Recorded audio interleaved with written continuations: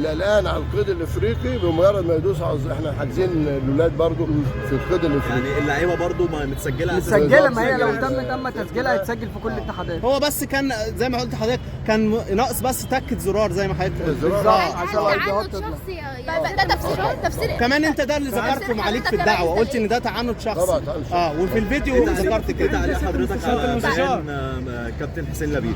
مين حسين لبيب؟ رئيس اللجنه السابقه قبل انتخابات نادي الزمالك. مين حسين لبيب؟ مين الواد ده؟ قول لي كده ثاني.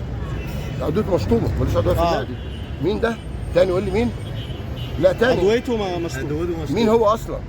اقول لك ده مين بقى؟ حته لاعب كان بيلعب كره يد. جابوه اللجنه مش كده؟ انت بتسمع حاجه عن اللي هو عماد؟ ده رئيس لجنه. طيب بتسمع حاجه عن الاستاذ مرسي عطله؟ ده رئيس لجنه. دكتور محمد عامر كان رئيس كل دول رؤساء اللجان. تسمع حاجه منهم؟ ده عيب تعبان في دماغه. يا ريس حضرتك بتقول ان ده تعنت من اتحاد الكوره. مين اللي متعنت؟ في اشخاص معينه يا سياده المستشار، في اشخاص معينه. يا ابني بقول لك عيان. يلا يا باشا. عيان.